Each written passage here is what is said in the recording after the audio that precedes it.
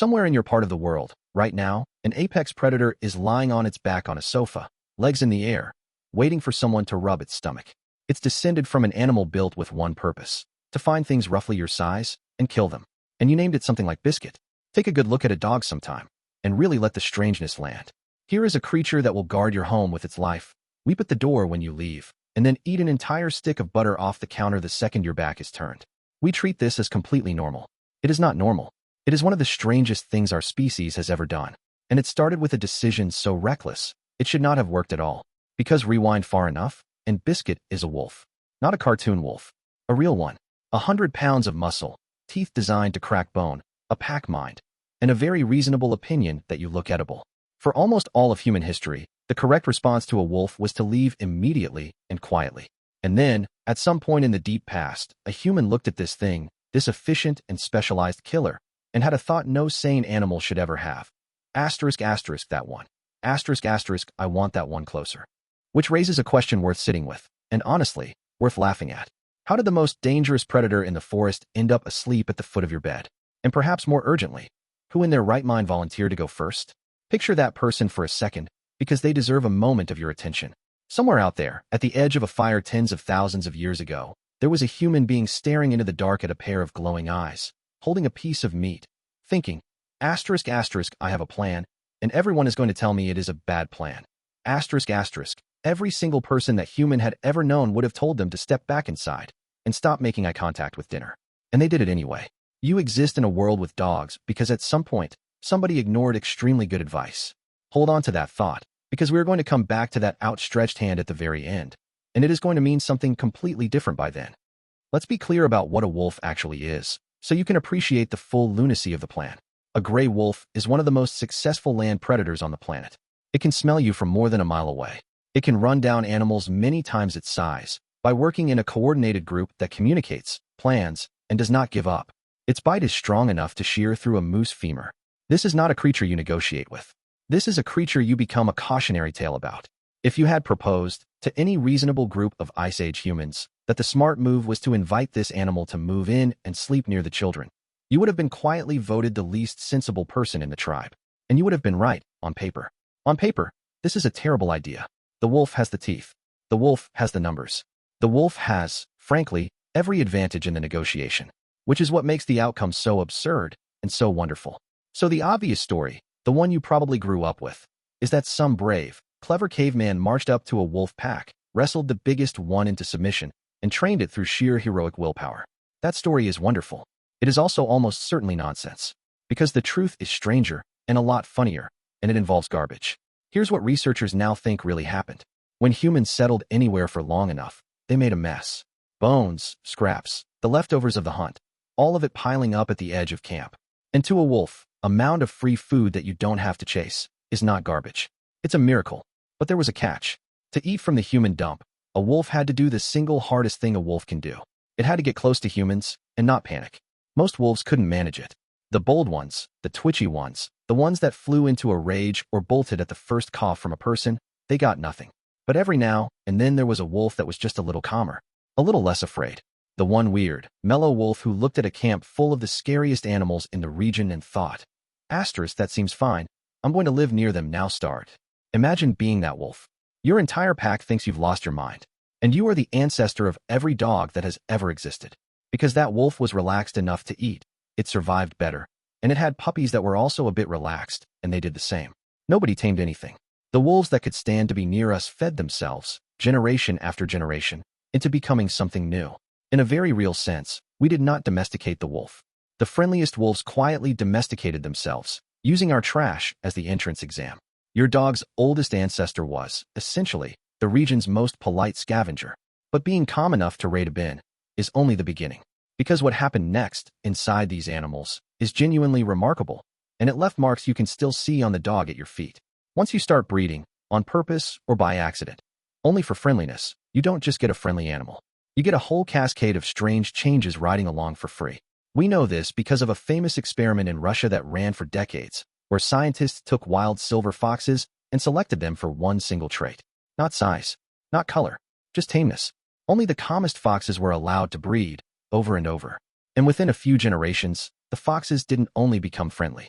they started to develop floppy ears, patchy, spotted coats, curled, wagging tails, rounder, more puppy-like faces that stayed cute into adulthood.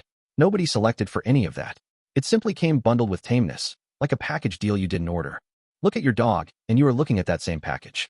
The floppy ears, the patches, the wag, the permanent soft-eyed puppy face. Those are the visible fingerprints of the one thing our ancestors, knowingly or not, kept choosing. Calm, friendly, stay. And then there is what changed on the inside, which is the part that should genuinely stop you. Somewhere along the way, dogs learned to read us. Point at something across a room, and your dog will follow your finger to the exact spot. That sounds trivial, until you learn that wolves mostly cannot do it, and that even chimpanzees, our closest relatives, are strangely bad at it. Think about how odd that is. An animal that shares almost all of your DNA cannot reliably understand you pointing, but the descendant of a wolf can do it as a puppy, without being taught. Somehow, in the shuffle from wolf to dog, these animals became experts at the single skill we value most in each other, paying attention to what a human is trying to say. Your dog is watching your face right now, reading it, all the time, catching the tiny shifts in your expression that tell it whether you are happy, or leaving, or about to open the fridge. It studies you the way you once studied the people whose moods decided your day. No other animal on Earth has ever bothered to learn us this well. It goes deeper than clever. When you and your dog look into each other's eyes, something chemical happens in both of your brains. In one well-known study, researchers found that when a dog and its owner share a long, mutual gaze, the level of a hormone called oxytocin rises in the human, which makes the human more affectionate, which makes the dog gaze more, which raises the oxytocin again, in a warm little loop that feeds itself. Here's the part that matters. That is the exact same hormonal loop that fires between a human mother and her newborn baby when they stare at each other. And when the same scientists tried it with wolves, the loop simply did not happen. Wolves do not really do eye contact. So the researchers put it plainly, and the phrase is perfect. Dogs, they said, hijack the human bonding pathway. Your dog is not just fond of you. It slipped into the ancient wiring your body uses to love its own children, and it made itself at home there. And here's the thing. This was never a one-way arrangement. Once these animals were on our side, they changed what a human being was capable of. A dog can hear what you cannot hear and smell what you cannot smell, which means for the first time our ancestors could sleep at night with an alarm system that barked. A dog can track wounded prey across ground that would leave any human hopelessly lost, turning a failed hunt into a fed family. A dog will place its own body between your children and the dark. Later it would pull sleds across frozen worlds no human could have crossed alone, and lie across your legs on nights cold enough to kill. And there's a real chance you wouldn't be here to watch this if a long line of dogs had not helped a long line of your ancestors survive. You didn't just gain a companion. You gained a second set of senses, a bodyguard, a hunting partner, and a heater, all in one animal that was thrilled to work for scraps and affection. It might be the best deal our species has ever struck. Now hold all of that in your head, and let's go and find the moment it became undeniable. Because for a long time, all of this could be argued about. Bones are messy, and a very early dog and a wolf can look almost identical. But then, there is a grave. In 1914, in a quarry near Bonn, in Germany, workers uncovered a burial around 14,000 years old. Inside were two people, a man and a woman, laid to rest and sprinkled with red ochre, with objects placed carefully beside them. And buried with them, part of the same grave, was a dog. Not eaten, not discarded. Buried, deliberately, alongside two human beings, as one of them. And when scientists looked closely at that dog, the story it told was almost unbearably tender. It was a puppy, only about 7 months old when it died. And it had been desperately sick, most likely with a disease we would recognize today as canine distemper, the kind of illness that would have left it too weak to stand, unable to hunt, unable to guard anything, unable to do a single useful thing for the people keeping it. By any cold, practical measure, this puppy was worthless. And they kept it alive anyway. For weeks. Someone carried it. Someone kept it warm. Someone almost certainly dribbled water into its mouth and cleaned up after it and sat with it through the bad nights, knowing it would probably not survive. And when it died, they did not shrug and move on. They laid a sick puppy in the ground beside their own dead, with the same care, covered in the same red ochre they used for people they loved. Picture that camp, 14,000 years ago. The fire is low. The winter is closing in, and food is not guaranteed, and every scrap of energy matters. And a family is spending some of that energy on a small, trembling, dying animal that can give them nothing back. Someone notices it hasn't eaten, and warms a little food and offers it from their hand. Someone moves it closer to the fire when the night turns bitter. A child, maybe, sits with it and will not leave, The way children will not leave a sick thing they love. They must have known, somewhere, that it was probably not going to make it. They cared for it anyway, day after day, asking nothing in return, because by then the puppy was not an animal they owned. It was one of them, not because it was useful, because they loved it. Read that grave, and the old story about tough cavemen and their working beasts falls apart completely. That is not a tool. That is a pet. That is grief. That is somebody's heart broken over a puppy, before farming, before writing, before almost everything you think of as human life had even begun. And this is where the whole thing turns around and points straight back at you. Because that loop, that quiet chemical circuit of gaze and warmth and belonging, did not stay in the past. It is running right now, in your home, every time your dog crosses a room just to lean against your leg, every time it finds your eyes and holds them. The bond you feel is not sentimental nonsense you invented. It is tens of thousands of years old, built into both of you, wolf and human meeting somewhere in the middle, and never letting go. When your dog rests its head on your knee and looks up at you, you are not imagining the connection.